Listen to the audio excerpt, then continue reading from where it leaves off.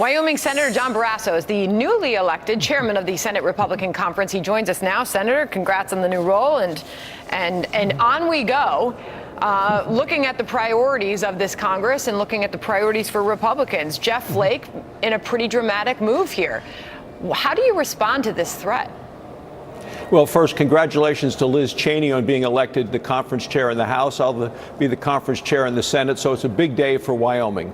With regard to Senator Flake, we are going to fulfill our constitutional responsibility, confirming judges, confirming members of the president's team. We're going to do that with or without Jeff Flake. This seems to be his go-to play right now, threatening judges. You know, he did it this past summer on tariffs and trade. Now he's doing it in terms of the issue of the special counsel. There is no threat to the special counsel. We are going to get these judges confirmed. Here's Jeff Flake in his own words.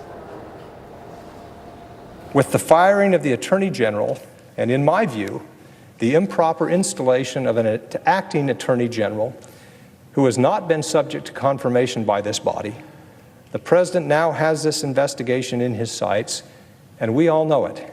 Contrast that with the words of President Trump today in a series of tweets, writing, quote, "The inner workings of the Mueller investigation are a total mess. They have found no collusion and have gone absolutely nuts.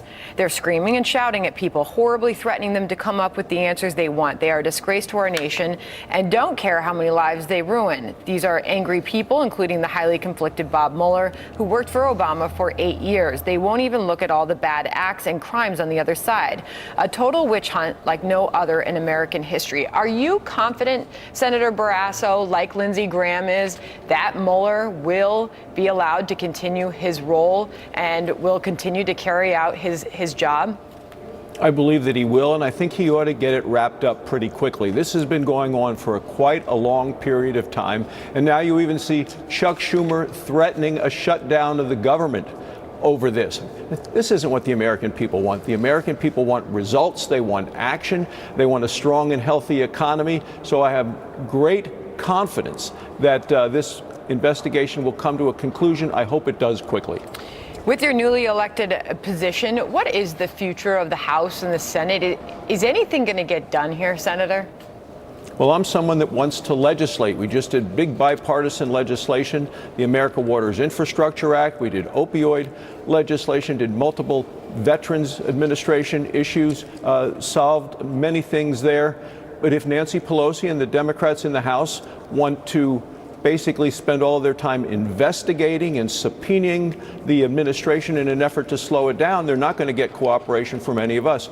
That's not what the American people want. They want us to work together to get some results, get solutions, lasting solutions to make lives better for people at home, and that's what I'm committed to doing. You mentioned Nancy Pelosi, these 17 Democrats vowing to vote no for Pelosi's speakership. Do you see her becoming the next speaker?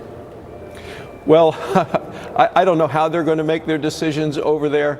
I know I'm willing to work with people on either side of the aisle as long as it's in the best interest of the American people so that we can continue to move the country ahead. I think the last 2 years under President Trump and Republicans in the House and the Senate, but working together in a bipartisan way, have been the most consequential in a long, long time with so many pieces of bipartisan legislation we've done. Look, the economy is really growing. It's stronger. It's healthier. We have one of the lowest unemployment rates in 50 years. Consumer confidence is at an all-time high.